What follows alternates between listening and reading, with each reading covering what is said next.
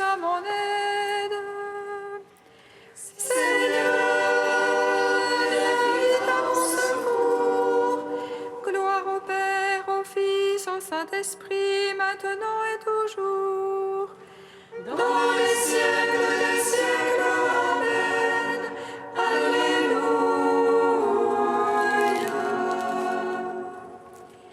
Viens, Esprit Saint, illumine nos cœurs, remplis-nous de ta paix, rends-nous murmures.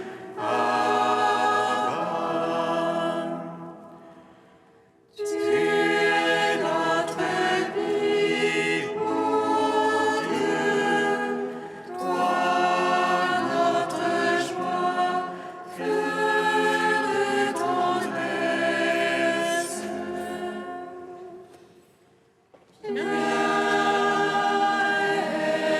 Esprit Saint, illumine nos cœurs, remplis-nous de ta paix, rends-nous murmures.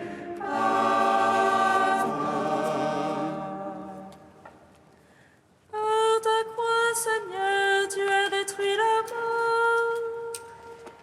Tu as ouvert la route de la paradis. Tu as changé en joie le deuil des saintes femmes. Et tu as donné l'ordre à tes apôtres de proclamer que tu es ressuscité, Christ Dieu, pour donner au monde la grâce du salut. Par ta croix, Seigneur, tu as détruit la mort. Tu as ouvert la route, le paradis. Tu as changé en joie le deuil des saintes femmes. Et tu as donné l'ordre à tes apôtres de proclamer que tu es ressuscité, Christ Dieu, pour donner au monde la grâce du salut. Par ta croix, Seigneur, tu as détruit la mort. Tu as ouvert la route, le paradis. Tu as changé en joie le deuil des saintes femmes. Et tu as donné l'ordre à tes apôtres de proclamer que tu es ressuscité, Christ Dieu, pour donner au monde la grâce du salut.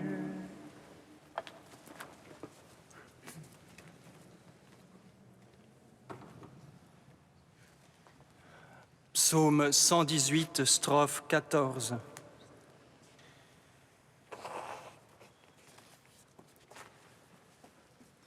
Lumière sur ma route, ta parole, Seigneur. Lumière sur ma route, ta parole, Seigneur. Une lampe sur mes pas, ta parole. Une lumière sur ma route. Je jurerai d'observer, je tiendrai tes justes jugements. Je suis au fond de la misère, Seigneur. Vivifie-moi selon ta parole. Agrée l'offrande de ma bouche, Seigneur. Apprends-moi tes jugements. Mon âme à tout moment entre mes mains. Je n'oublie rien de ta loi. Que les impies me tendent un piège. Je ne dévie de tes préceptes. ton témoignage est à jamais mon héritage. Il est la joie de mon cœur. Je réfléchis mon cœur à faire tes volontés. Récompense pour toujours. Gloire au Père, au Fils, au Saint-Esprit. Pour les siècles des siècles. Amen.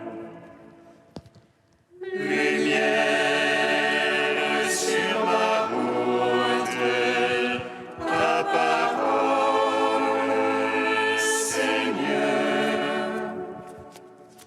Psaume 74. Rendez grâce au Seigneur qui a fait toutes choses nouvelles dans le Christ, car éternel est son amour. Rendez grâce au Seigneur qui a fait toutes choses nouvelles dans le Christ, Car éternel est son amour. À toi nous rendons grâce, ô Dieu, nous rendons grâce en invoquant ton nom. À toi nous rendons grâce, ô Dieu, nous rendons grâce en racontant tes merveilles. Au moment que j'aurai décidé, je ferai moi droit et justice. La terre s'effondre et ses habitants, j'ai fixé moi ses colonnes. J'ai dit aux arrogants, pas d'arrogance, aux impies, ne levez pas votre front. Ne levez pas si haut votre front, ne parlez pas en raidissant l'échine. Ce n'est plus au levant ni au couchant, au désert ni du côté des montagnes. Non, c'est Dieu le juge, l'un il abaisse, l'autre il l'élève. C'est une coupe dans la main du Seigneur, c'est un vin écumant plein d'aromates. Ils versent, ils enlèchent la lie, ils boivent tous les impies de la terre. Et moi j'annoncerai à jamais, je jouerai pour le Dieu de Jacob. Je briserai le front des impies, mais le front des justes s'élèvera. Rendons gloire au Père Tout-Puissant, à son Fils Jésus-Christ le Seigneur, à l'Esprit qui habite en nos cœurs, pour les siècles des siècles. Amen. Rendez grâce au Seigneur qui a fait toutes choses nouvelles dans le Christ, car éternel est son amour. Psaume 75. En Juda, Dieu est connu, en Israël, grand est son nom. Sa tente s'est fixée en Salem, et sa demeure en Sion. Là il a brisé les traits de l'arc, le bouclier, l'épée et la guerre. Toi, le lumineux, le magnifique, des montagnes de butin leur sont prises. Les braves ont dormi leur sommeil, tous ces guerriers, les bras leur ont manqué. Sous ta menace, Dieu de Jacob, le char et le cheval se sont figés. Toi, le terrible, qui tiendras sous le coup de ta fureur. Des cieux, tu fais entendre la sentence, la terre a peur et se tait. Quand Dieu se lève pour juger, pour sauver tous les humbles de la terre, La colère de l'homme te rend gloire, tu te ceindras de l'échappée de la colère. Faites les vœux à qui t'élève à votre Dieu, ceux qui l'ont tout refaites aux offrandes terribles. Il éteint le souffle des princes, terrible au roi de la terre. Gloire au Père, au Fils, au Saint-Esprit, pour les siècles des siècles. Amen. Rendez grâce au Seigneur qui a fait toutes choses nouvelles dans le Christ, car éternel est son amour. Cantique d'Isaïe 27, page 274. La vigne délicieuse, chantez-la, moi le Seigneur j'en suis le gardien. À tout instant je l'arrose, de peur que ne tombe son feuillage. Nuit et jour je la garde, je n'éprouve plus de colère. Qu'il y ait épines et ronces, je leur ferai la guerre, je les brûlerai toutes. Ou bien qu'on s'abrite en mon refuge, qu'on fasse la paix avec moi. Dans les jours à venir, Jacob poussera des rejetons, il fleurira et remplira de fruits la face du monde. Ce jour-là, le Seigneur sera comme une couronne de gloire, un diadème splendide pour le reste de son peuple. Un esprit de justice pour celui qui siège au tribunal, et un esprit de vaillance pour celui qui lutte. Ainsi parle le Seigneur, voici que je pose en Sion une pierre témoin. Angulaire, précieuse, fondamentale, celui qui croit ne bronchera pas. Et je prendrai le droit comme mesure, et la justice comme niveau. Gloire au Père, au Fils, au Saint-Esprit, Pour les siècles des siècles. Amen.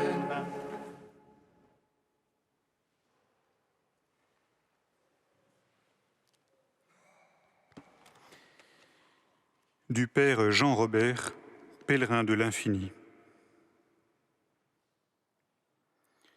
Le chemin sur lequel l'homme doit trouver sa vérité n'est jamais déterminé à l'avance. Ce serait trop facile.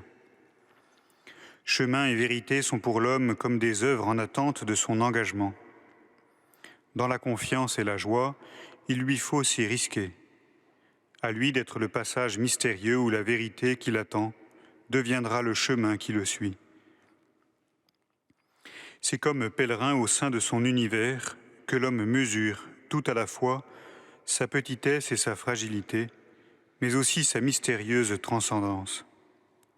Cet homme, plus grand que lui-même, est par nature un appelé. La parole qui le crée est celle qui l'appelle. La parole qui le fait naître est aussi celle qui l'éveille à tout ce qu'il est et qui l'envoie à toute la création. Appelé à vivre, à réussir sa vie d'homme, à conquérir ce qu'il est et le monde qui est le sien, appelé à construire avec tous ses frères et sœurs en humanité un monde digne de lui où chacun puisse vivre dans le respect et la liberté.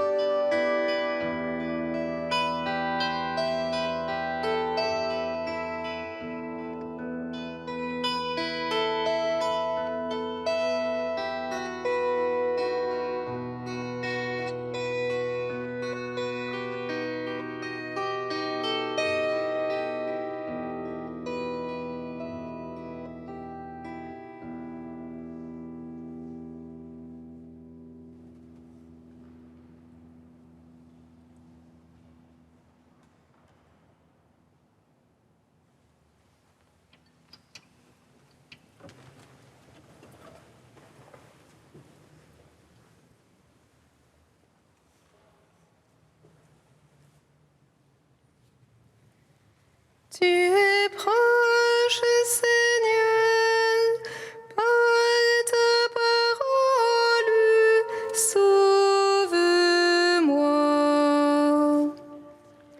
Tu es proche, Seigneur, par ta parole, sauve-moi. La fille de Pharaon le traita comme son propre fils. Elle lui donna le nom de Moïse en disant « Je l'ai tiré des eaux ». Tu es proche, Seigneur, par ta parole, sauve-moi.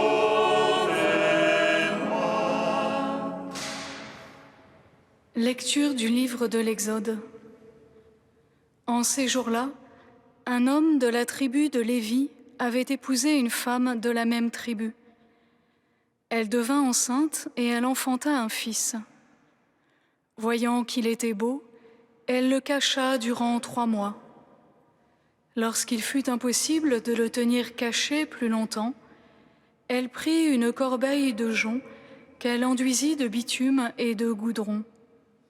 Elle y plaça l'enfant et déposa la corbeille au bord du Nil, au milieu des roseaux. La sœur de l'enfant se tenait à distance pour voir ce qui allait arriver. La fille de Pharaon descendit au fleuve pour s'y baigner, tandis que ses suivantes se promenaient sur la rive. Elle aperçut la corbeille parmi les roseaux et envoya sa servante pour la prendre. Elle l'ouvrit et elle vit l'enfant. C'était un petit garçon, il pleurait.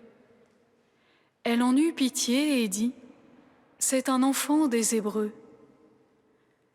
La sœur de l'enfant dit alors à la fille de Pharaon « Veux-tu que j'aille te chercher, parmi les femmes des Hébreux, une nourrice qui pour toi nourrira l'enfant ?»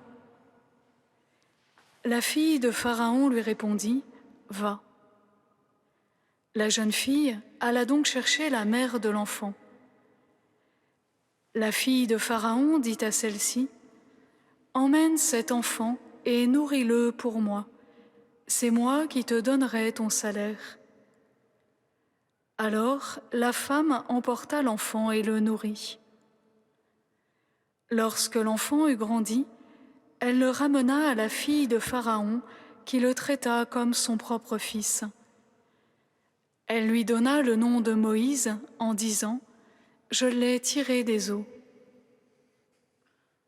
Or, vint le jour où Moïse, qui avait grandi, se rendit auprès de ses frères et les vit accablés de corvée. Il vit un Égyptien qui frappait un Hébreu, l'un de ses frères. Regardant autour de lui et ne voyant personne, il frappa à mort l'Égyptien et l'enfouit dans le sable. Le lendemain, il sortit de nouveau. Voici que 2 Hébreux se battaient. Il dit à l'agresseur « Pourquoi frappes-tu ton compagnon » L'homme lui répliqua « Qui t'a institué chef et juge sur nous ? Veux-tu me tuer comme tu as tué l'Égyptien » Moïse eut peur et se dit « Pas de doute, la chose est connue. » Pharaon en fut informé et chercha à faire tuer Moïse. Celui-ci s'enfuit loin de Pharaon et habita au pays de Madian. Gloire à toi, Seigneur, Seigneur, gloire à toi. Gloire à toi, Seigneur, Seigneur, gloire à toi.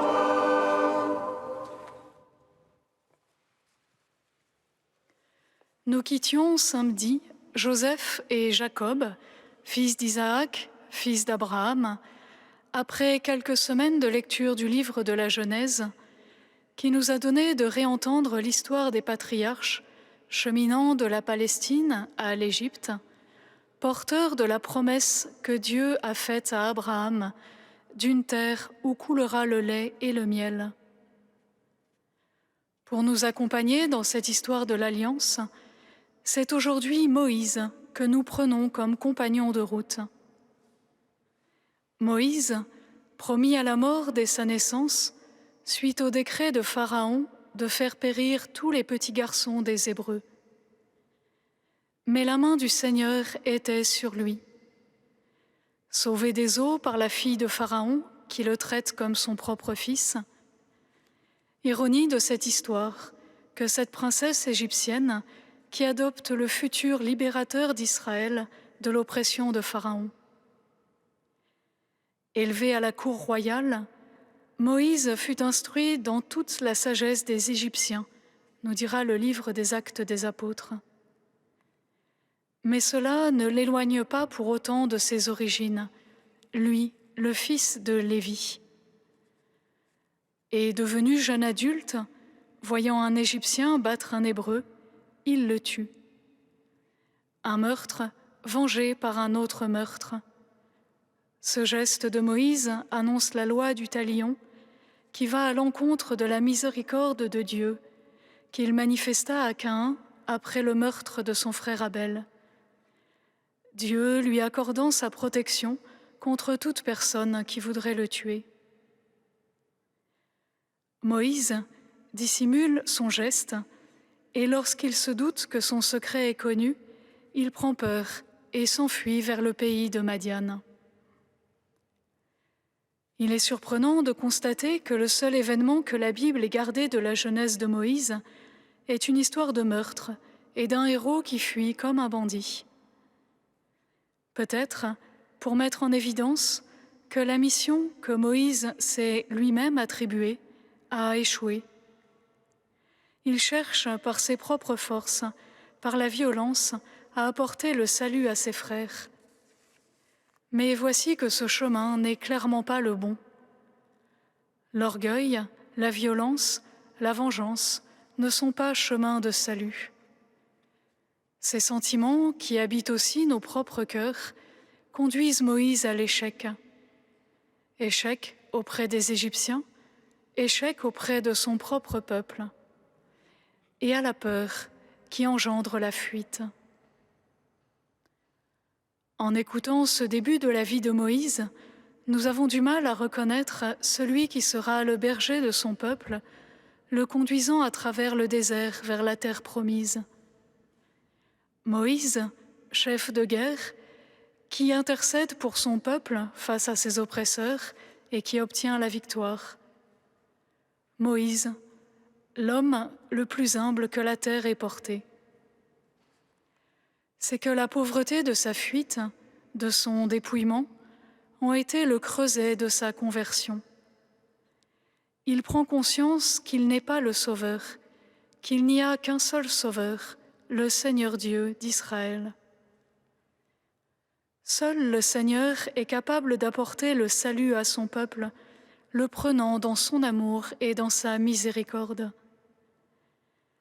Les initiatives humaines sont fragiles, et Moïse ne peut concourir au salut d'Israël qu'en coopérant au projet de Dieu, en se laissant remplir de sa grâce agissante.